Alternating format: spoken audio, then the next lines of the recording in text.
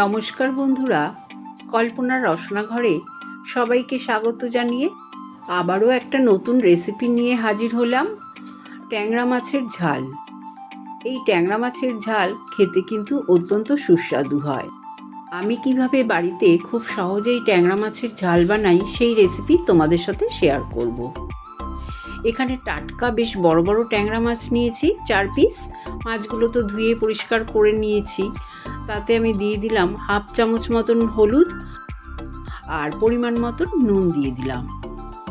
নুন হলুদ মাখিয়ে মাছগুলো 15-20 মিনিট রেখে দেব। গ্যাস অন করে সর্ষের তেল গরম করতে দিলাম, কারণ মাছের ঝাল তো সর্ষের তেলেই খুব ভালো হয়। তেলটা গরম হয়ে গেলে মাছগুলোকে দিয়ে দেব। আর মাছগুলো দেওয়ার সময় কিন্তু গ্যাসের ফ্লেমটা লোতে করে মাছ দেবে, কারণ ট্যাংরা মাছ কিন্তু তেলের মধ্যে দেওয়ার সঙ্গে সঙ্গে ফুটতে পারে।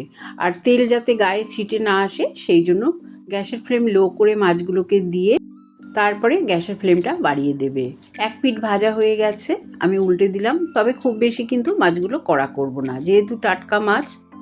আর ট্যাংরা মাছ খুব বেশি ভাজলে কিন্তু শক্ত হয়ে যায়। 2 পিঠ আমার ভাজা হয়ে গেছে। এবার আমি মাছগুলোকে তুলে রাখবো। তারপরে আমি একটা পেস্ট বানিয়ে নেব। তার জন্য 1 আঁটি ধনেপাতা দিয়ে দিলাম মিক্সিং জারে, আর 2টো কাঁচা লঙ্কা অল্প জল দিয়ে পেস্টটা বানিয়ে নেব। এবার যে মাছ ভাজার তেলটা ছিল তার মধ্যে হাফ চামচ কালো জিরে আর একটা চেরা কাঁচা লঙ্কা দিয়ে দিলাম ফোড়নে। ফোড়নের গন্ধ বেরোলে ধনেপাতা আর কাঁচা লঙ্কার পেস্ট দিয়ে দেব। তারপরে আমি হাফ চামচ হলুদ গুঁড়ো, হাফ চামচ দিলাম লাল লঙ্কার গুঁড়ো, আর হাফ চামচের একটু বেশি ধনে গুঁড়ো দিলাম, হাফ চামচ চিনি দিলাম। ঝালটা তোমরা তোমাদের পছন্দ মতন দেবে। আমি যেহেতু কাঁচা লঙ্কাও দিয়েছি, আবার লাল লঙ্কার গুঁড়ো দিলাম। এবার খুব ভালো করে লো ফ্লেমে মশলাটাকে কষিয়ে নেব। খুব ভালো করে মশলাটা কষে গেলে দিয়ে দেব সর্ষে বাটা। 1 চামচ কালো সর্ষে, 1 চামচ সাদা সর্ষে অল্প নুন দিয়ে শিলে বেটে রেখেছিলাম, সেই সর্ষেটা দিয়ে ভালো করে মশলার সাথে কষিয়ে নিলাম। মশলাটা যাতে পুড়ে না যায় তার জন্য আমি মিক্সিং জারটা ধুয়ে অল্প জল দিয়ে মশলাটা খুব ভালো করে কষিয়ে নিলাম। কষানো হয়ে গেলে যখন তেল ছেড়ে দিল মশলা থেকে, আমি এই ভেজে রাখা ট্যাংরা মাছগুলো দিয়ে দিলাম। ট্যাংরা মাছগুলো দিয়ে খুব ভালো করে মশলার সাথে 2-3 মিনিট একটু কষিয়ে নেব। তারপরে দিয়ে দেব হাফ গ্লাস গরম জল। আর সব সময় রান্নায় যদি গরম জল ব্যবহার করা হয় রান্নার স্বাদ কিন্তু দ্বিগুণ বেড়ে যায়। আমার খুব বেশি জল দেওয়ার দরকার নেই, যেহেতু ট্যাংরা মাছের ঝাল একটু মাখা মাখা হলেই খেতে ভালো লাগবে।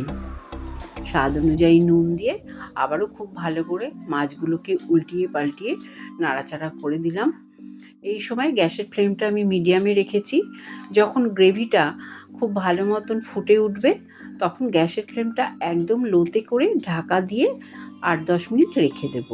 তোমাদের 8-10 মিনিট পর ঢাকনাটা খুলে দেখাচ্ছি। দেখো গ্রেভি থেকে কি সুন্দর তেল ছেড়ে দিয়েছে। আমার ট্যাংরা মাছের ঝাল একদম তৈরি হয়ে গেছে। সব শেষে 2টো চেরা কাঁচা লঙ্কা আর 2 চামচ সর্ষের তেল দিয়ে দিলাম। তৈরি হয়ে গেল সুস্বাদু ট্যাংরা মাছের ঝাল।